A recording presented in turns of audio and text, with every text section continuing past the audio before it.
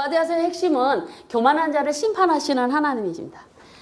그리고 오바댜서의 시대적인 배경은 포로 시기 바로 직전에 예루살렘이 멸망할 당시에 그 위치를 보시면 되겠고요. 오바댜서의 이름은 오바드야, 여호와의 종, 여호와를 섬기는 자라는 뜻을 가진 오바댜라는 이름을 따서 오바댜서로 불려오고요. 기록자는 1장 1절에 의하여 오바댜입니다. 이 섬기다, 여호와를 섬기는 종, 여호와를 섬기는 자의 뜻입니다. 이 성경 속에는 여러 명의 11명 정도의 오바댜라는 이름이 나오고 있는데 그 사람들이 동일 인물이냐? 그렇진 않습니다. 그러나 여기에 이 기록자는 바로 독실한 신앙인의 자손이었을 것이다. 그 이름의 뜻을 보니 그렇게 여겨지고 있고요. 아마 종교의식에 익숙한 사람으로 그렇게 보고 있습니다. 그래서 보편적인 많은 이름을 가진 그런 인물인데 에돔에 대한 그런 하나님의 멸망의 예고를 하신 분이신데 배경을 보시면 에돔이 외국과 동맹하고 형제를 배반한 역사가 배경입니다. 왜 이 에돔을 향한 하나님의 심판의 예고를 하고 계시냐면 형제국인 남유다를 향한 에돔이 벌인 잘못된 죄 때문에 하나님 징계를 하시겠다라는 벌을 내리시겠다라는 건데 이 남유다와 에돔은 바로 누구의 후손이에요?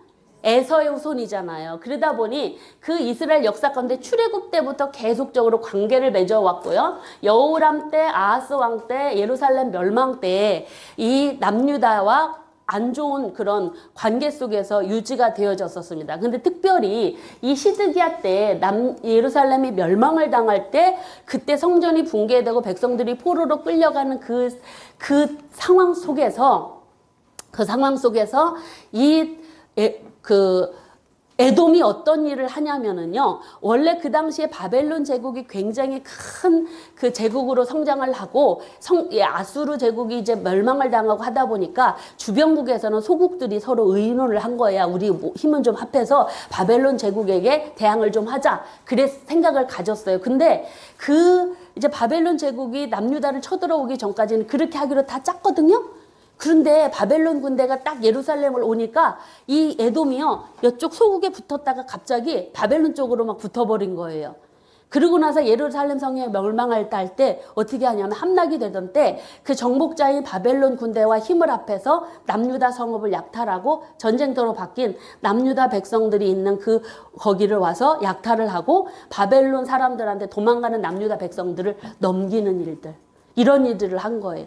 그 이전에도 여호와람 때도 이런 백성들을 포로로 이렇게 넘기는 일들을 했었는데, 사람을 파고 사는 일들을 했었는데, 이 당시에 이 예루살렘이 멸망할 당시에 에돔 사람들이 남유다에게 행한 이 일, 유다를 반역하고 적국인 바벨론의 앞잡이가 되어서 형제국인 남유다의 멸망을 도운 죄, 이걸 묻고 있습니다. 본문에서. 이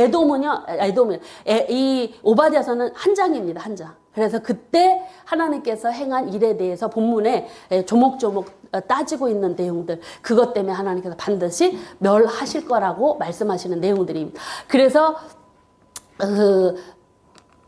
지역적으로 보면 이제 에돔이 이쪽 사해 이제 남쪽에 있다라고 보시면 되겠고요. 그리고 배경이 이제 그런 설명도 있고, 기록연대가 바로 그래서 주전 586년입니다. 시드기야 통치 말년, 예루살렘 멸망하고 성전이 붕괴될 때 백성들이 포로로 끌려갈 때 그때 적국인 바벨론을 도운 죄. 그때 무슨 일들을 행했느냐에 대해서는 본문에 이제 말씀을 드리도록 하겠습니다. 그래서 이 성경이 기록된 목적, 오바댜서 기록된 목적은 교만이 행한 에돔을 향한 하나님의 심판과 멸망을 선포하고 이스라엘의 회복을 선언하면서 하나님께서 여호와이심을 만민으로 알게 하기 위해서 기록되었다라고 볼 수가 있습니다. 그리고 이 첫 절과 끝절의 내용은요, 에돔에 대한 하나님의 심판의 예고를 오바댜서에게 시작하고 에돔을 향한 심판의 내용들을 죄를 조목조목 이야기하면서 이제 나중에 유다 족속이 하나님께 돌아오고 그래서 에돔을 다스릴 것이다라는 것으로 끝을 맺고 있습니다. 이 오바댜서는 한 장입니다. 근데 한 장을 두 부분으로 나눴습니다. 에돔을 향한 하나님의 심판 14절까지, 여호와의 날 15절부터 21절까지. 여러분들 이 오바댜서에는 한 장인데 여기 굉장히 다른 예언서에도 나와 있는 여호와의 날은 이야기도 나옵니다. 그래서 작은 분량이지만 할 말씀은 다 하셨다. 그렇게 보시면 되겠습니다. 그래서 먼저 에돔을 향한 여호와의 심판 중에 피할 수 없는 심판, 그다음에 에돔의 죄, 그다음에 여호와의 날에 대해서 만국에 대한 여호와의 심판, 이스라엘을 구원해서 이야기를 하고 있는데 먼저 피할 수 없는 심판에 대해서 이야기를 하고 있는데 여러분 에돔에 대한 심판의 예고는요 이사야, 예레미야, 에스겔, 요엘, 아모스, 말라기 여러 곳에 등장하고 있잖아요. 그들이 행한 죄가 얼마나 하나님 보시기에 악한 일인지를 증명해주는 증거입니다. 그래서 피할 수 없는 심판이 바로 뭐냐? 그들이 하나님께서 민족들에게 에돔을 하여 전쟁을 하자고 에돔을 심판하실 거라고 합니다. 근데 강대국을 통해서 심판을 하실 것인데 바로 하나님께서는요 나라들 가운데 이들이 매우 작고 에돔을 심판하셔서 이들을 바로 그 1장 2절에 보면은요 작게 해서 그들이 멸시를 받게 하실 것이다라고 말씀하고 있습니다. 근데 그 죄가 뭐라고 얘기하냐? 교만이, 마음의 교만. 뭐라 그러냐면 이들은 자기의 지형적인 특성 때문에 이 에돔이라고 하는 나라는 높은 지형에 위치 있고요. 길이 좁아서 다른 큰 군대들이 오지 못하는 외적의 침입을 막을 수 있는 좋은 지형적인 입지 조건을 갖고 있습니다. 그리고 그들은 그 왕의 도로, 요단 동편 땅에는 왕의 도로를 차지해서 그곳을 지나는 그런 대상들의 대상으로 통행세나 이런 것들을 또 여행객들을 이렇게 맞이해서 돈 버는 일들을 하게 됩니다. 그래서 이 에돔이라고 하는 나라는 사실은 그 지형적인 요건 때문에요. 굉장히 부자가 된 평안하게 잘 사는 나라, 외적의 침입도 없는 그런 속에서 살았었습니다. 그런데 그런 걸 자랑하는 것입니다. 바위 틈에 거주하며 그들이 높은 곳에 살면서 교만해졌다라는 것입니다. 뭐라고요? 누가 나를 능히 여기에서 끌어내겠느냐. 하나님, 이 속에는요, 하나님조차도 자신이 여기에서 끌어낼 수 없다는 그런 교만이, 이건 하나님을 향한 멸시거든요. 좋은 환경을 주신 분 하나님이시거든요. 그래서 이스라엘 백성이 출애굽할 때도 야 에돔 땅 건들지 마. 야 쟤네 땅 니네 차지하지 마. 내가 쟤네를 세일산을 에돔에게 주었어. 라는 말씀도 하셨잖아요. 하나님께서 그들에게 좋은 입지 조건을 주신 거 하나님 은혜거든요. 난공불락의 요새 같은 그런 곳에 그들은 둥지를 틀고 그러면서 거기에서 살았어요. 근데 하나님께서 뭐라고 말씀하시냐면 너희를 내가 거기서 끌어낼 것이다. 하나님께서 이렇게 말씀하시면 그러면서 에서가 바로 수탈을 당겼고 감추인 보도 그들이 부자가 있는데 그 막 산 계곡계곡에다 그 보물을 숨겨놨대. 그것까지 다 남김없이 빼앗길 거다. 심판에 대한 예고. 그리고 그들은 멸절을 당할 것이다. 에돔의 지혜자들이 사라지고 용사들과 백성들이 다 죽임을 당할 것이다. 왜? 마음의 교만죄 때문에. 그들이 멸망당한 첫 번째 이유는 마음의 교만, 하나님을 멸시한 죄. 두 번째 에돔의 죄를 이야기하는데 여기서는 형제 야곱에게 행한 죄입니다. 고난받는 형제 야곱에게 포학을 행한 죄. 영원히 멸절될 것을 말씀하고 부끄러움을 당할 걸 말씀하죠. 근데 그 죄에 대해서 이렇게 이야기합니다.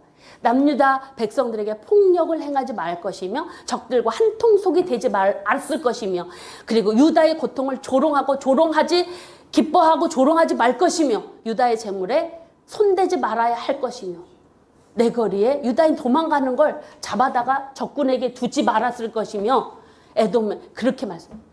그러니까 남유다 백성들이 망할 때 형제들이 도망갈 때 다 그런 일 그리고 그들의 고난을 환난 때 형제의 고난을 방관하지 말았어야 할 것이며 그 하나님께서 이들은요 유다의 백성을 막 기뻐했대 패망을 그걸 지적하고 있습니다. 그래서 하나님께서는 신명기에서도 에돔 사람 미워하지 말라고 이스라엘에게 말씀하셨거든요. 네 형제라고. 근데 형제에게 이런 악을 행한 그들에게 하나님께서는 예루살렘 성전에 들어가서 보물을 약탈하고 백성들을 죽이는데 하고 하는 그런 남은 사람을 살아있는 사람 원수에게 바벨론군대에 넘겨서 죽이는 일들을 했다는. 여러분 그래서 하나님께서 그들에게 진멸을 명하셨습니다. 진멸. 멸절은요 없는 거예요. 이 땅에 남아있지 않는. 그러고 나서 하나님께서 여호와에 대한 이야기를 하는데 이때 하나님께서 만국을 심판하실 것이다. 이 만국을 심판하시는 모든 민족, 에돔은 모든 민족과 함께 악한 대로 심판을 당해서 멸절, 흔적조차 남지 않을 것을 말씀하고 있습니다. 그래서 그 행한 대로 머리에 돌아가게 하시는 게 하나님이. 그러나 여러분 하나님의 백성에게는 뭘 약속하시냐면 17절 18절 제가 이게 PPT에 안 올려놨는데 여러분 성경 찾으셨나요? 한번 읽어보실까요? 같이 1장 17절 마지막 절 17절 18절 오직 시온산에서 피할 자가 있으리니 그 산이 거룩할 것이요 야곱 족속은 자기 기업을 누릴 것이며 야곱 족속은 불이 될 것이며 요셉 족속은 불꽃이 될 것이요 에서 족속은 지푸라기가 될 것이라 그들이 그들 위에 붙어서 그들을 불사르는 것인즉 에서 족속이 남은 자가 없으리라 여호와께서 말씀하셨느니라. 아멘. 하나님의 심판으로 에서 족속은요 지푸라기처럼 다 타서 없어질 거예요. 그런데 하나님의 백성 야곱 족속은 기업을 누리게 될 것. 포로에서 돌아올 것이며 모든 땅을 다시 얻게 될 것이요 에서의 산을 심판하시고 여호와께 속한 자가 될 것이다 라는 회복을 말씀해 주시고 있습니다. 여러분 이렇게 에돔은 훗날 고레스의 칙령으로 포로 귀환 때 이스라엘 백성들이 돌아오잖아요. 그때 유대 백성들에게 살육을 당합니다. 그리고 에돔 족속은 나중에 그 에돔 지역이 있었던 에돔 나라가 있었던 사해 볼모 지역에서 이 나라가 폐허로 된 것을 1812년에 폐허로 발견된 것을 이게 그 고대 흔적에서 고고학자들이 발견했다고 합니다. 하나님의 말씀이 이루어진 것에 대한 증명입니다.